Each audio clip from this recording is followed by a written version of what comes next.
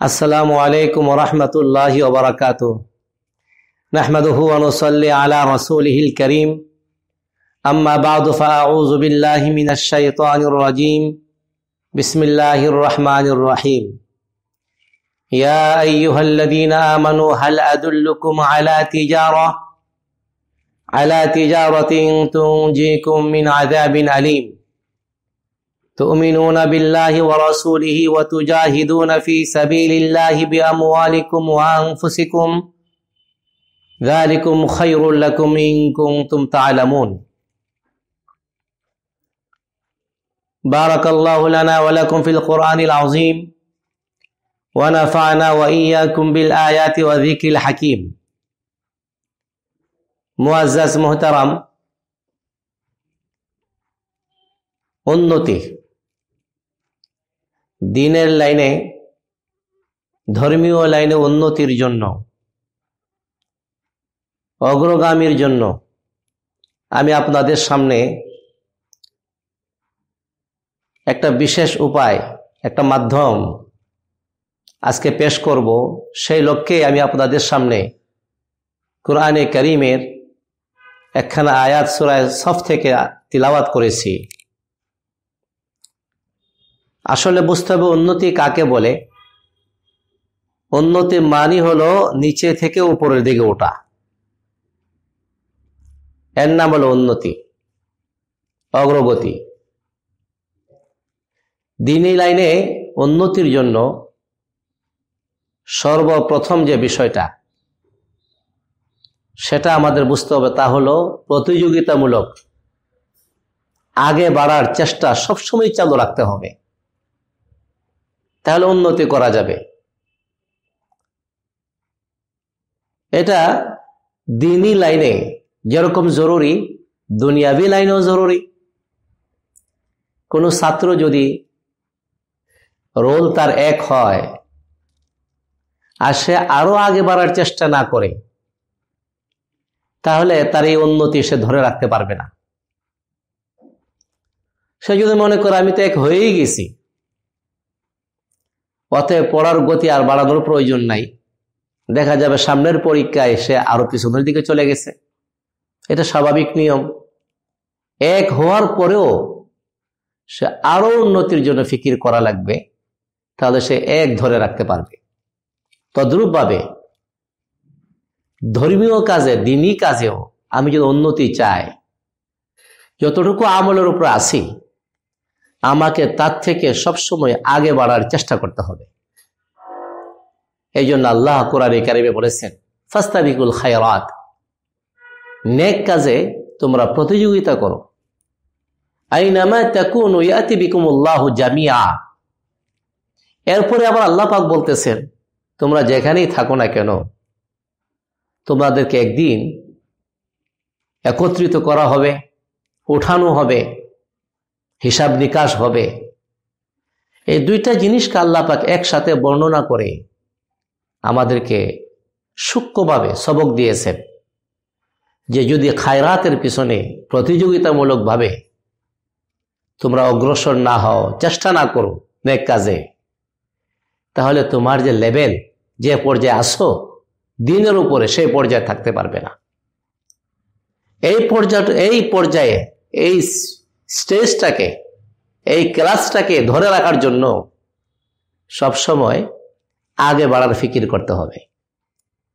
যদি এই ফিকির না করো, তাহলে একদিন হিসাব কিতাব হবে, সেখানে তোমার গতি যে কমে গেছে সেখানে ধরা পড়ে যাবে।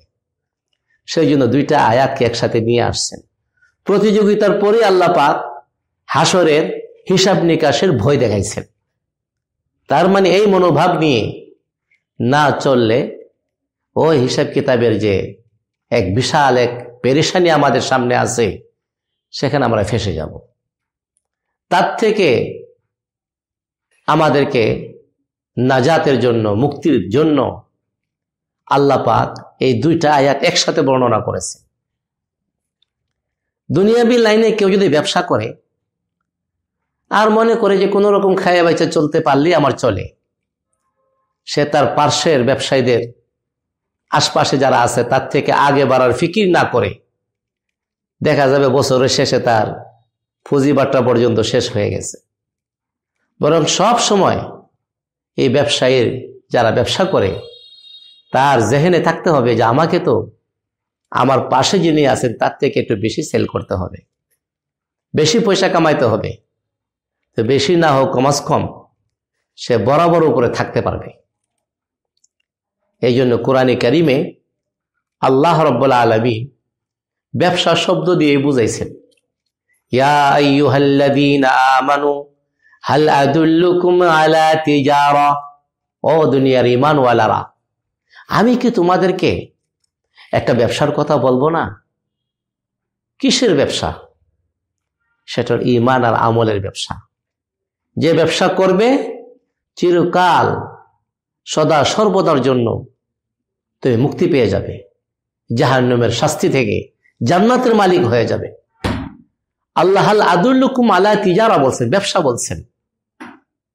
কেমন যেন আল্লাহ পাক এই আয়াতখানা এত সহজ করে দিয়েছেন আমাদের, বিশেষ করে বাংলাদেশে আমরা যারা আছি, বাংলা ভাষা আমরা যারা বুঝি, আমরা বুঝি ব্যবসা কাকে বলে।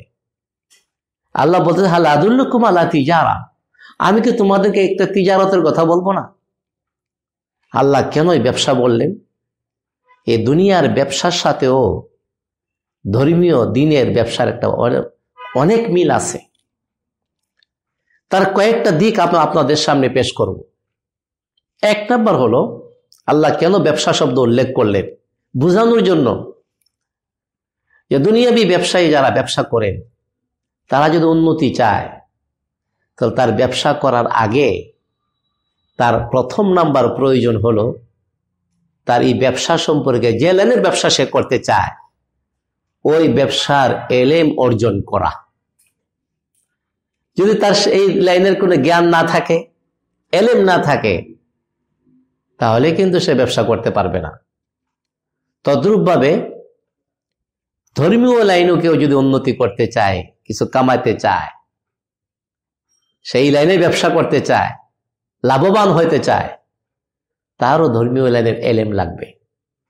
এলেমবিহীন ধর্মের কোনো কাজে সে উন্নতি করতে পারবে না। দুনিয়ার ব্যবসা দিয়ে যেরকম মানুষ দুনিয়াতে বাড়ি গাড়ি করতে পারে, এই ধর্মীয় ব্যবসা দিয়ে ধর্মের লাইনে অন্য এরকম ভাবে এলেম অর্জন করে কাজের মাধ্যমে সে আখেরাতের বাড়ি গাড়ি ঠিক করতে পারে। এই জন্যই আল্লাহ ব্যবসা শব্দ নিয়ে আসছেন। তো যাই হোক, এক নম্বরে ব্যবসায়ীদের জন্য শর্ত হলো উন্নতি করার জন্য তার ওই লাইনের, যে লাইনে ব্যবসা করতে চায় তার এলেম লাগবে। তদ্রূপভাবে ধর্মীয় লাইনে উন্নতি করতে চাইলে তাকে এই লাইনের এলেম অর্জন করা লাগবে, তার নামাজ ঠিক করা লাগবে, তার রোজা ঠিক করা লাগবে, তার এলমুল হাল, তার বর্তমান অবস্থায় যে পর্যায়ে সে আছে, আমি যে পর্যায়ে আছি ঠিক ওই পর্যায়ে যতটুকু এলেমের প্রয়োজন ততটুকু এলেম অর্জন করা ফরজ। এছাড়া এই ধর্মীয় লাইনে আমরা উন্নতি করতে পারবো না। এমনও তো আছে আমাদের গ্রামে, আমরা আশপাশে গ্রামে বা আমাদের সাথী বন্ধুদের যারা দোস্ত আহবাব আছে তাদেরকে জিজ্ঞেস করলে আমরা ভালোভাবে বুঝতে পারবো যে আজকে 20 বছর যাবৎ নামাজ পড়তেছে, নামাজের তরিকা জানে না, নামাজের নিয়ম জানে না, দরুদ শরীফ পারে না, একটা সূরা সহি শুদ্ধভাবে পারে না, বাংলা বই দেখে শিখছে। অথচ ভুলে ভরা নামাজ, এলেম নাই, নামাজ পড়ি নামাজের এলেম নাই। এই নামাজ দিয়ে আমি দিনের লাইনে কমাস কম তারাক্কি করতে পারবো না, উন্নতি করতে পারবো না। এক নম্বর জরুরি হলো এলেম অর্জন করা। 2 নম্বর হলো দুনিয়ার ব্যবসায়ীদের জন্য যারা উন্নতি করতে চায় তাদের আরেকটা প্রয়োজন, সেটা তার পুঁজি লাগে। যদি পুঁজি না থাকে ব্যবসা করা যায় না। সেই পুঁজিটার নাম হলো টাকা পয়সা। কারো টাকা পয়সা নেই কিন্তু জ্ঞান আছে, দূরদর্শিতা আছে, ব্যবসা করতে পারে। তো দিনই লাইনে একটা পুঁজি লাগবে, সেটা হলো তার ইমান আকীদা ঠিক করা লাগবে। এরপর হলো তার আমল। যার ইমান ঠিক নেই তার আমল আল্লাহর কাছে গ্রহণযোগ্য না। ওয়াল্লাযীনা কাফারু আমালুহুম কাসারাবিন বিকিআ, আল্লাহ বলেছেন যারা কাফের, যারা মুশরিক, তাদের ভালো ভালো আমলগুলোও সেই মরুভূমির মরিচিকার নেই। দেখতে মনে হবে অনেক সাগরের মতো পানি, ঢেউ খেলছে। ঠিক দুপুরের সময় মরুভূমির দিকে তাকাইলে বাস্তবে পানির এক ফোঁটাও নাই।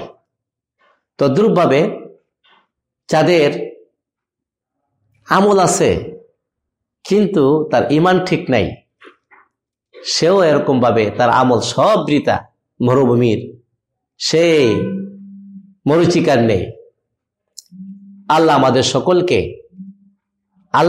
সকলকে এই দ্বীনি লাইনে উন্নতি করার জন্য দুনিয়াবি ব্যবসায়ীদের মতো এই দুইটা জিনিস কমাস কম আমাদের ফরজ অর্জন করা। এক নম্বর হলো দ্বীনের সহি ইলম অর্জন করা, 2 নম্বর হলো ঈমানকে দুরুস্ত করা। এছাড়া আরো 6টা দিক দিয়ে এই ব্যবসার সাথে, দুনিয়াবি ব্যবসার সাথে, দুনিয়ার লাইনে যারা ব্যবসা করে উন্নতি করতে চায়, যারা উন্নতি করেছে তাদের যে গুণাবলী আছে, ঠিক দ্বীনি লাইনে উন্নতি করার জন্য এই গুণাবলীগুলো অর্জন করা আমাদের জরুরি। তাহলে আমরা দ্বীনি লাইনে উন্নতি করতে পারবো ইনশাআল্লাহ। সামনের বৈঠকে আর বাকি অংশটুকু আমি বলবো। আল্লাহ আমাদের সকলকে এই দ্বীনি লাইনে তারাক্কি করার জন্য, উন্নতি করার জন্য আল্লাহ আমাদের সকলকে ইলম অর্জন করার সাথে সাথে ঈমানকে দুরুস্ত করার তৌফিক দান করেন। ওয়া আখিরু দাওয়ানা আনিল হামদুলিল্লাহি রাব্বিল আলামিন। আসসালামু আলাইকুম ওয়া রাহমাতুল্লাহি ওয়া বারাকাতুহু।